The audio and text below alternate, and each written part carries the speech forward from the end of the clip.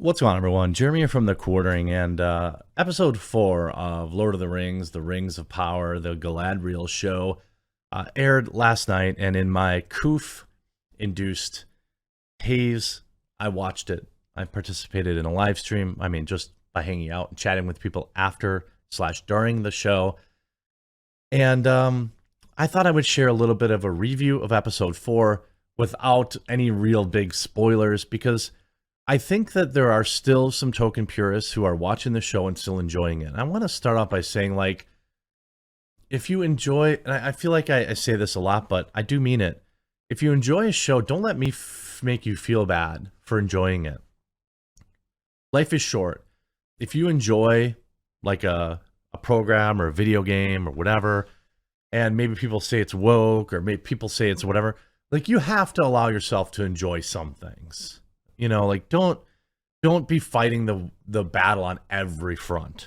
You know, it's an exhausting life. You know, if there was something that I could drink that would help, I can't really think of it, but I would also probably want to use promo code The Quartering to save. If I had a mug that I wanted to put our two delicious fall flavors of spiked jack-o'-lantern or pumpkin spice, I would probably consider, you know, maybe going to Coffee Brand Coffee. But I do mean what I'm saying. By the way, our affiliate program is up and running.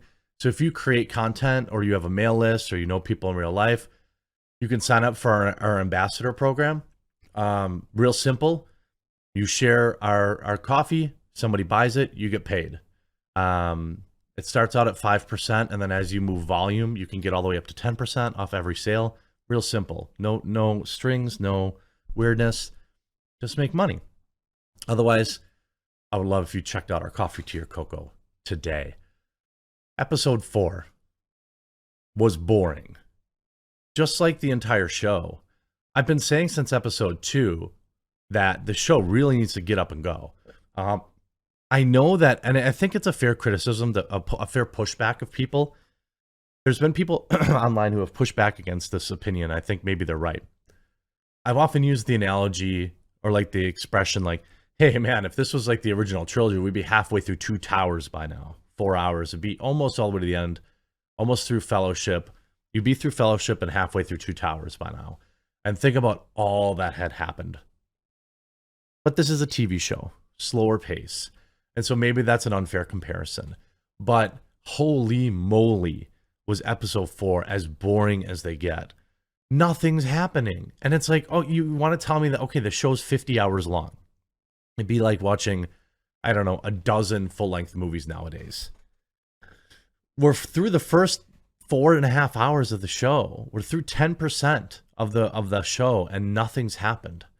I mean, there's stuff going on, but some of the biggest complaints that I have, how come so much cool stuff is happening off screen? You spent $1 billion. How come so much cool stuff is happening off screen? Why are you saving dwarves off screen? Where's the action? And why is it when I get action, it's cringe? Maybe this is an oversimplification.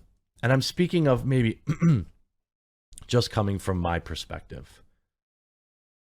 When there's a particular scene that happened. I don't think this is much of a spoiler, okay? Where Galadriel single-handedly defeats 5 Númenorian guards. The greatest of ease, even casts a wry smirk at the end.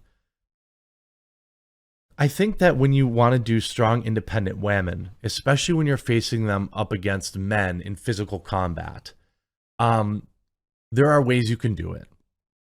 There are ways that you can suspend disbelief. It's like when you see one of those movies and like a chick kicks a guy through a drywall, like a wall. It's cringe. It always looks cringe. It just does. When a guy does it, it doesn't. That's just the facts. I'm not saying that a guy could kick somebody through a wall. It just looks more realistic when a guy does it because they're bigger and stronger. Sorry. The coof is taking my voice, but I will not stop working for you. Let me take a sip of my healing Coffee Brand Coffee here. Probably should have tea instead of coffee, but it just is that way. I don't know why saying it out loud feels weird. It's just the truth. I don't want to see some girl who's 110 pounds soaking wet punching guys across the screen. Unless they have a superpower, they have some sort of super serum, or they have magic. There may be some other examples, right? But when you have like a girl like, yeah, like a girl that weighs that little, has that little muscle mass, punching a guy in full armor and having him fly across the screen, no, I don't want to see it. I don't think it's real. It is immersion breaking. That's just a fact. I'm coming right out and saying it. You can have strong women defeating men in hand-to-hand combat. I don't think that it's impossible. But I think when it's 5v1 and they do it with such incredible ease, it's cringe. These are Númenorian guards. These are not like, henchmen, which is kind of how they're played, I guess. But like, bro, it looked bad.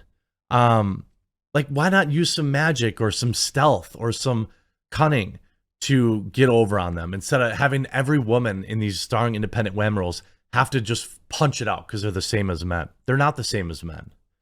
Men are stronger. Women have many skills on average, but being stronger than men is not one. Being able to physically dominate a man on average doesn't happen. So when you see them doing it, you kind of, your mind goes to this like, oh, there's got to be another reason. Like, and you can build that kind of stuff into the plot. Now, Galadriel is powerful, and she does have a bit of that. And I don't know if it's just me, but when I watch her just like, pew, pew, kung fu, chop, chop, karate chop. Like, she doesn't actually say karate chop, but she like karate chops a couple guys and they're just off, they're just done. It looks ridiculous.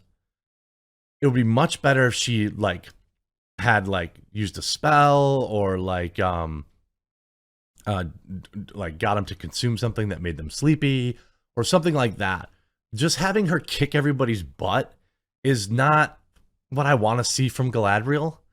I want to see her use her mind. I want to see her use her magic. I want to see her, cunning and strategy. This brute forcing, like, not every woman has to be everything.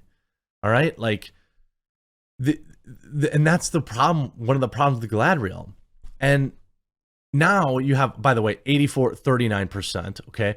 And the media is no longer really doing it. Durin and Elrond share their daddy issues. Oh yeah, that's what I want. Rings of Power episode 4, recap and review. An epic disappointment. Eric Kane, he's been right. He's been covering this very well.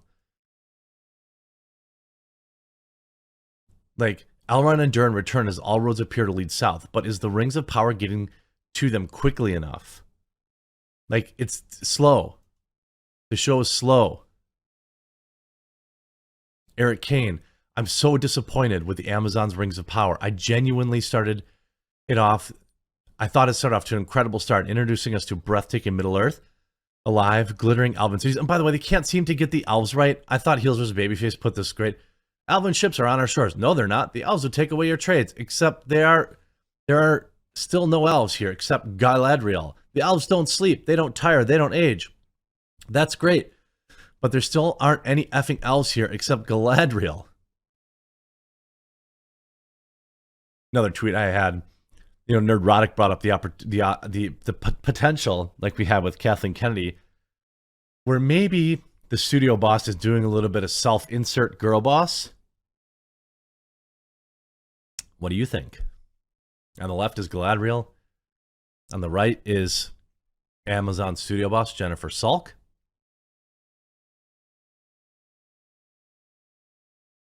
Now, maybe not.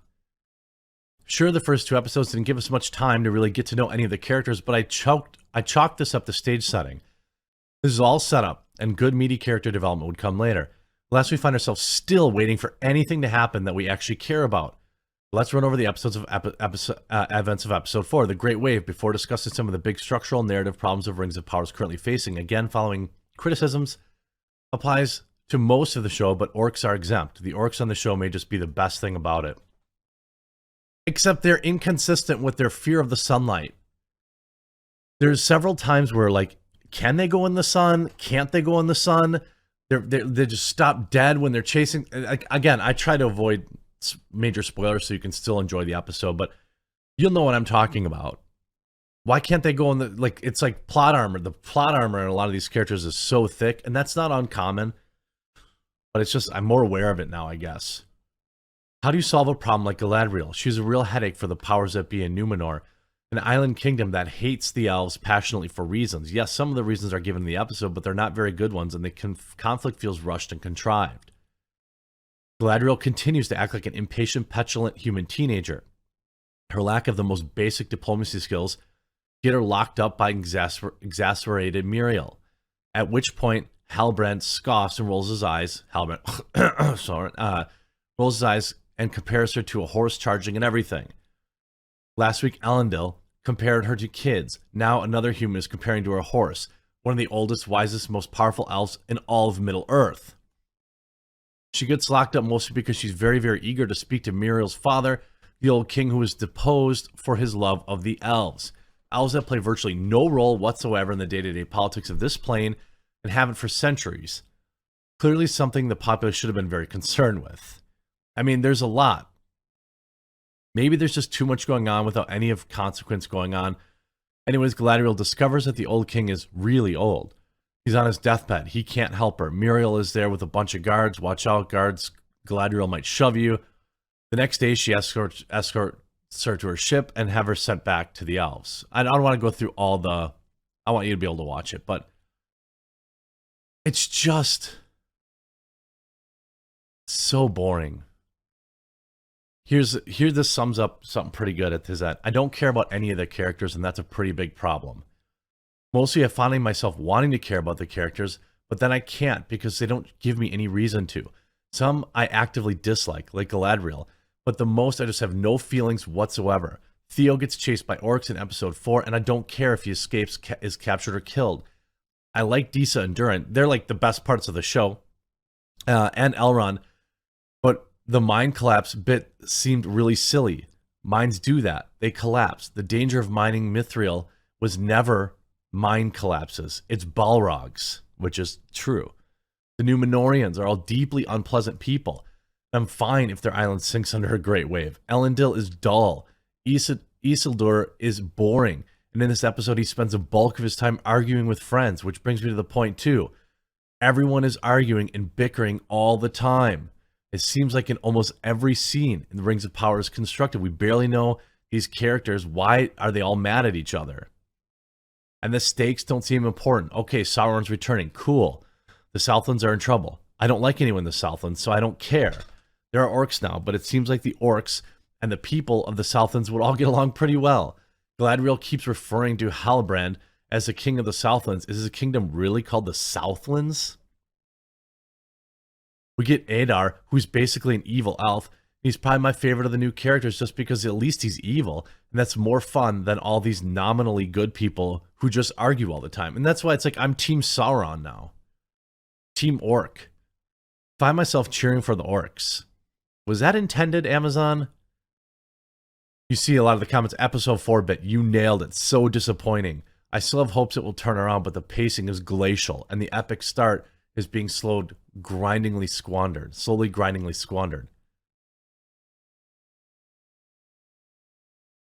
I wasn't expecting the linked videos in the Forbes article. Yeah, it's just not good. We're 4 hours in too. Something's got to give. I look forward to your comments in the comment section down below. If you like the video, please leave a like on it and hit that red subscribe button down below for more coverage, not just of Rings of Power, but all the other stuff going on. We'll talk to you again real soon.